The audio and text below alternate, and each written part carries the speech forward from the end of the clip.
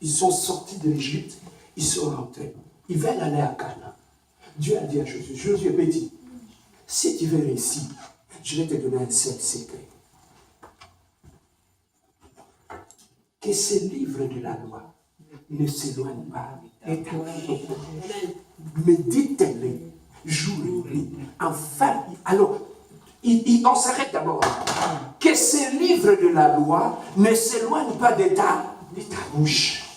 Alors, qu'est-ce que cela veut dire? Que le livre de la loi ne s'éloigne pas de ta bouche. Donc, la parole de Dieu, ce n'est pas seulement pour lire, mais c'est aussi pour le déclarer. Amen. Dans ma vie. Amen. Donc, quand je vis, quand un problème arrive, je déclare la parole de Dieu.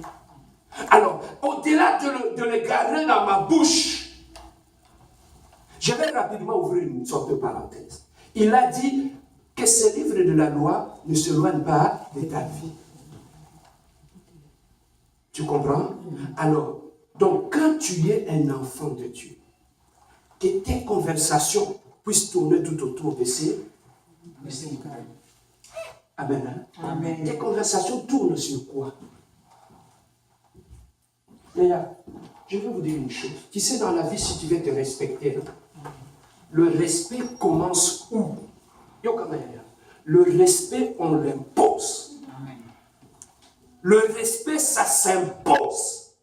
Et si tu veux que les gens te respectent, impose le respect.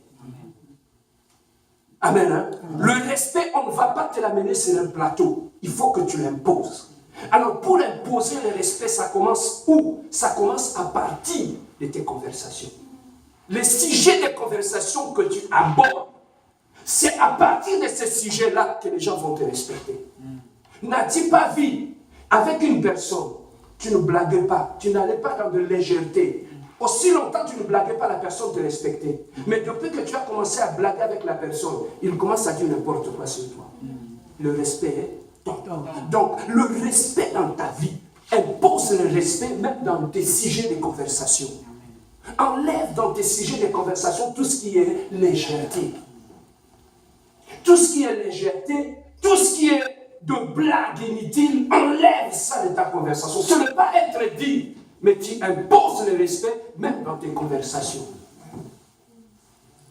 Tu sais pourquoi les gens ont du mal à te respecter? Pourquoi? Je vais vous dire une chose.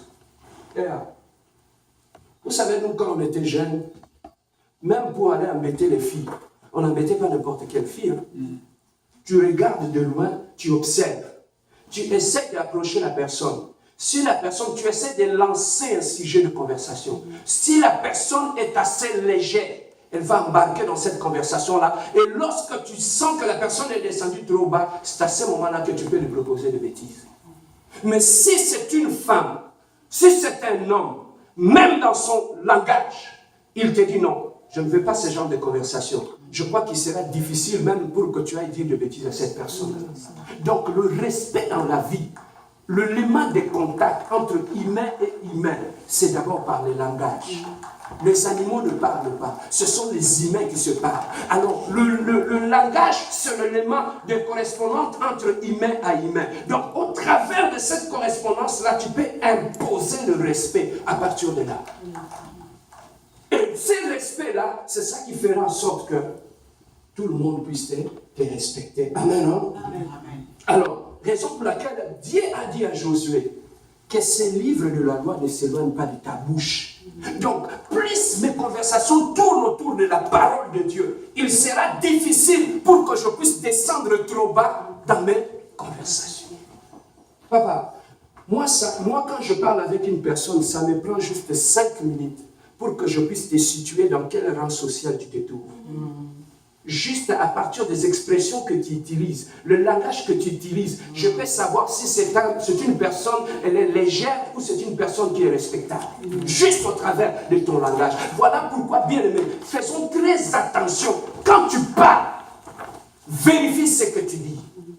Pourquoi? Parce que les gens peuvent te disqualifier tout simplement à partir de ton langage. Est-ce que tu sais que certaines portes dans ta vie peuvent être fermées tout simplement parce que tu parles mal?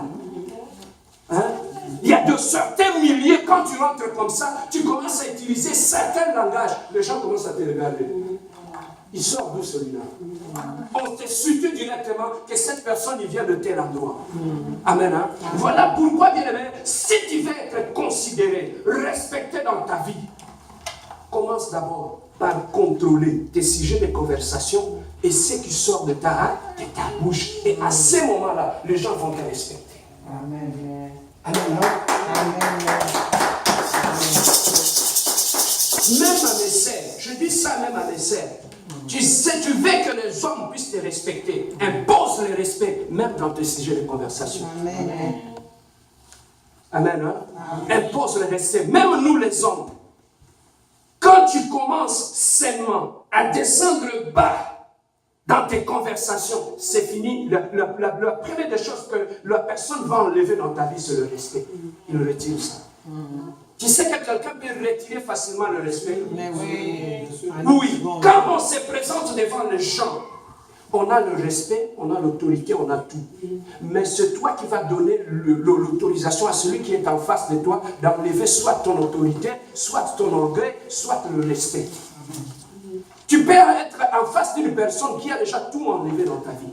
Il ne te respecte plus, il ne te considère plus. Comment tu lui as donné cet espace-là? C'est parce que dans tes sujets de conversation. Amen. Hein? Amen. Voilà pourquoi Dieu a dit à Josué, si tu veux réussir dans ta vie, que ce livre de la loi ne s'éloigne pas de ta bouche. Lorsque tu veux parler, parle en termes de la parole de Dieu, des sujets qui se respectent, des sujets qui sont normaux. Vous savez, je vais vous faire rire.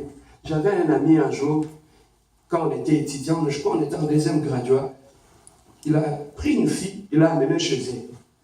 C'était comme sa fiancée. Il l'a amenée chez elle, il a dit, je vais te présenter quand même à la maison, qu'on sache que tu es ma fiancée. Tu sais même rire, hein? On peut déceler, tu viens d'où, par ta façon de rire. Elle a commencé, elle était chez des gens, mais Azo c'est qu'elle voisin d'Anganda. Les gens l'ont regardé, mais tu as vu où celui-là, là? Et on lui a directement catégorisé, tout simplement pourquoi? À cause de ça. Bien aimé, Dieu veut t'élever. Dieu veut t'amener à un niveau plus bas et à un niveau plus haut. Mais le problème est que les grandes choses dans la vie, ça se prépare. Tu comprends? Les grandes choses, Dieu veut t'amener dans un milieu de gens, de grandes personnes, des gens qui se respectent. Mais c'est toi qui dois te préparer. Comment tu dois te préparer? Commence à travailler ton langage. Commence à travailler ta façon de t'habiller. Commence à travailler même tes fréquentations. Commence à travailler même ta façon d'être. Ça va t'ouvrir des portes vers une autre porte. Amen.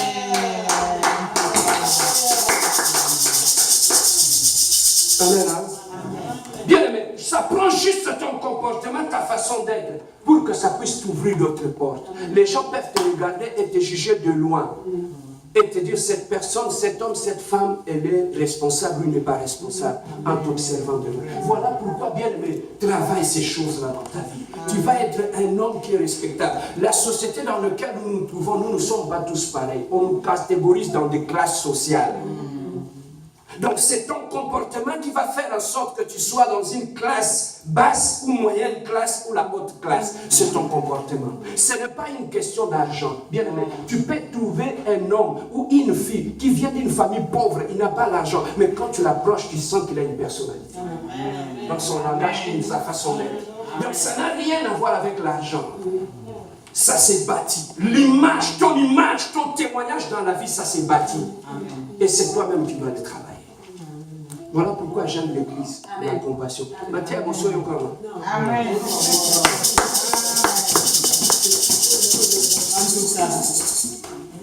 On va parler aujourd'hui de la sanctification. On va parler aujourd'hui de la sanctification. Quels sont les avantages d'une vie de sanctification? Je serai court aujourd'hui. Bien aimé, trop souvent on entend, on nous dit sanctification. Sanctification, sanctifiez-vous, marchez dans la sanctification. Mais en fait, même si on se sanctifie pour que ça puisse nous amener quoi? Et comment il faut se sanctifier? Amen. Alors ici, nous devons catégoriser la sanctification en deux parties. Il y a deux sortes de sanctification. La première sanctification, c'est la sanctification où Dieu nous a, en nous retirant du monde, il nous a sanctifiés et il nous a mis à part. Ça, c'est la première des sanctifications. Donc, la première des sanctifications, c'est Dieu qui l'a fait dans ta vie. C'est lui qui t'a pris là où tu étais dans la boue. Il t'a nettoyé, il t'a purifié avec son sang, il t'a rendu saint et il t'a mis à part. Il t'a sorti du monde pour faire de toi un enfant de Dieu. Amen. Hein? Amen. Il t'a sorti de là pour faire de toi un enfant. Donc la première sanctification dans notre vie en tant qu'enfant de Dieu, c'est Dieu qui le fait. C'est lui qui nous a sanctifiés. Nous qui étions dans le péché, nous qui étions dans le monde, nous qui étions dans l'impudicité, dans l'adultère. Dieu nous a sortis de toutes ces souillures-là. Il nous a lavés. Et il a fait de nous des enfants de Dieu. À tous ceux qui l'ont cru en lui, il leur a donné le pouvoir de devenir enfants de Dieu. Il leur a donné le pouvoir de devenir enfants de Dieu. J'ai médité le vendredi ces versets au travail. J'ai dit, c'est lui qui a cru en lui, il leur a donné le pouvoir de devenir enfant de Dieu. Donc, devenir un enfant de Dieu est un pouvoir. La personne qui m'a compte. Je ne sais pas si tu comprends ces choses. Donc c'est un pouvoir.